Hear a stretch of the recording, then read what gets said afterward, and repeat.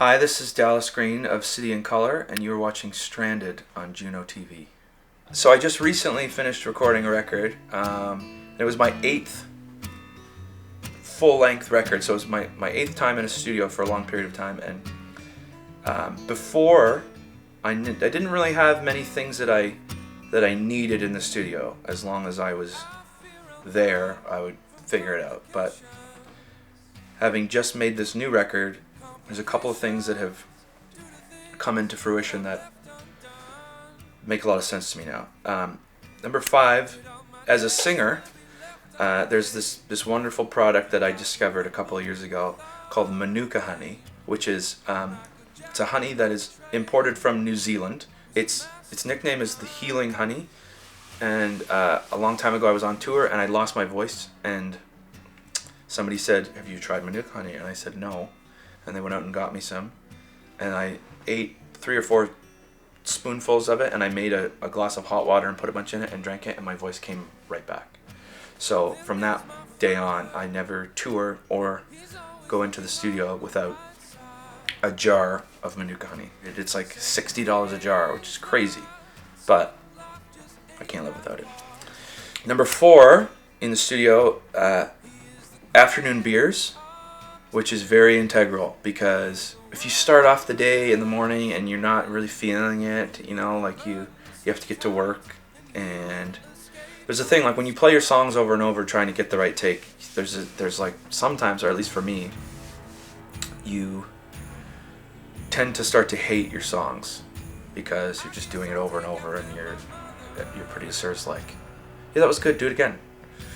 So when your friend Juice brings you an afternoon beer when you're stressed out, totally lightens the mood, relaxes you, everything gets exciting again. Number 3 would be 5-hour energy, because as a guy who is not very good at sleeping, as much as I want to go to sleep after the studio and get up and come to work refreshed, I usually don't. I usually spend the whole night thinking about what I did prior in that day, and if it's good or if it's awful, or if I have to do everything again the next day.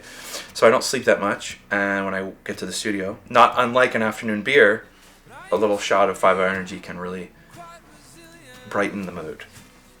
Secondly, the studio I was in Nashville had a really cool area, not unlike this, that you could go and get away from the studio when you wanted to with a TV and stuff. And after a couple of days in the studio, Juice, my afternoon beer friend, also said, "Why don't we get NBA League Pass on the TV?" And I was like, "You are a genius," because I love basketball, and NBA League Pass allows you to watch every game that's happening that day. So we called the cable company and got NBA League Pass added to the TV for the rest of the time I was in the studio. So if I was stressed out, or if I had a good day or a bad day in the studio, I would finish, or I would take a dinner break, and I would go and sit on the couch and I would watch basketball, and it was amazing. So if I record another record during the basketball season in my lifetime, I will make sure that NBA League Pass is available on the television. And then finally, number 1, which is most important to me, which may or may not be that important to a lot of people these days, but that is going into the studio and having good songs.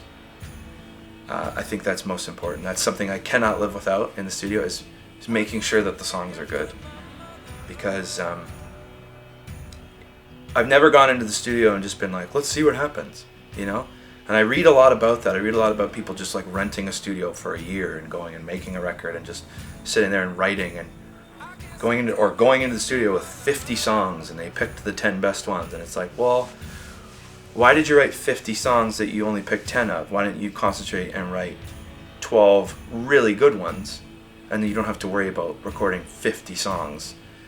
And the other thing too is, you think, well, what is a song? Is it you got 50 songs because you put 4 chords together and you wrote some words and that was a song? No, that's not how I work. So I always make sure that I'm very prepared with songs that I really love and that I know deep down are the ones.